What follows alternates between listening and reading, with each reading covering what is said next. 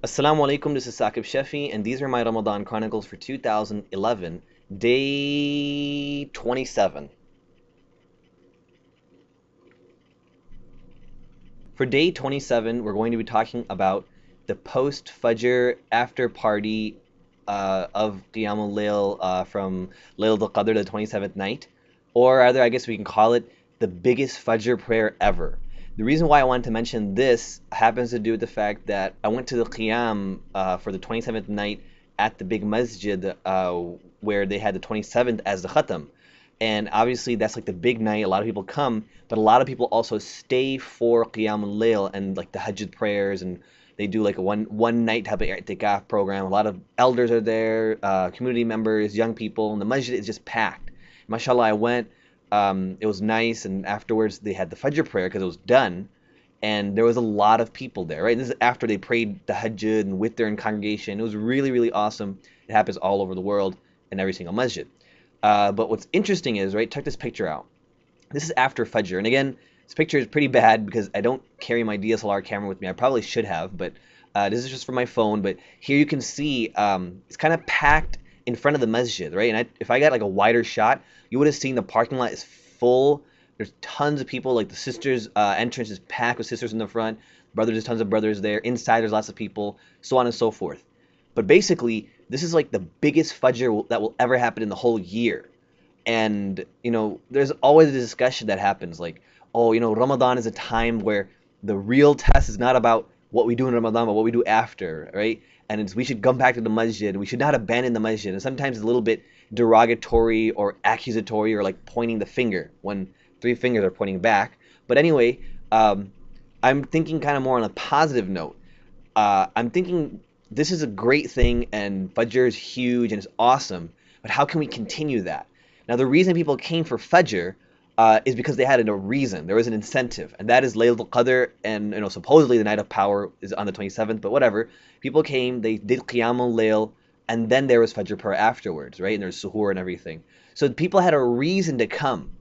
I think that what we can do at our masajid is have a reason or incentive to come pray Fajr at the masjid, and that way you'll fill the masjid with more people for Fajr prayer as well as Isha prayer as well, right? We know the Prophet ﷺ said that the most difficult prayer for the hypocrites is both the Isha and the Fajr prayer in the masjid. And sometimes people like they use it in like an accusatory way, like don't be a hypocrite. But basically, it's like telling us that if you can lock in Fajr prayer at the masjid, then you're basically like sealing the deal on a number of things, but for one at least, in terms of making sure you're not amongst the hypocrites. How can we get that for the whole community? How can we make it like a community-wide type of effort where we're continuing to bring people into the masjid for Fajr? It's interesting. One of my friends, he made a joke that we should make flyers for Fajr prayer and hand them out at the masjid, right? It's not a class, it's not a conference, it's not a workshop, it's just Fajr prayer. And it's like designed all nice, there's time, there's date, there's the imam's name who's leading or something. But anyway, I wanted to draw an example from something that happened back home in Chicago in the Naperville Masjid. In a small masala where I usually pray, they had something really cool last year. After Ramadan, they're like, okay, Ramadan's packed and the Fajr prayer is always huge, and especially during the weekend. So they made this thing that every Sunday morning after Fajr, there's going to be breakfast at the masjid, right? They first announced it after Ramadan, we will have donuts and coffee. So, I was like, cool, I'll be there. And I live close, alhamdulillah, so I went, and there was donuts, right? There's also a couple other like desi items here and there. They kind of slowly peeked in. Then next week they did it again, and then there was one box of donuts, but then some other items, and it started to kind of shift until slowly but surely and gradually there was no donuts, no coffee. It was only chai, and then khichdi khima. Like 'cause I go to a very Hyderabadi masjid back home, and there was no donuts, and all those young guys were like, "Dude, where's the donuts at, man?" All right, and they kept announcing it in Jummah prayer and like on the announcement emails, donuts and coffee after Fajr. But there was no donuts and coffee, it was khichdi khima.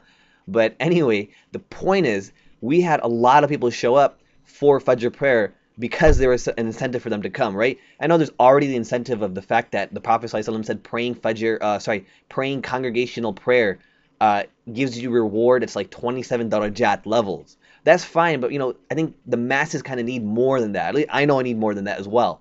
So they had breakfast, they had the chai, coffee, whatever it is, but they also had tafsir afterwards. It's really nice. Our Imam Sheikh Rizwan, when he's in town, because he studies in Egypt at Azhar as well, but when he was there after Ramadan, he would do tafsir of Quran afterwards, and it was nice. It was like an event that took place every single week, but it's not like a Friday night event. It's not like a fundraising dinner. It's not a class, not a conference. It's Fajr prayer in the masjid. So we had the biggest Fajr prayer ever after Laylatul Qadr.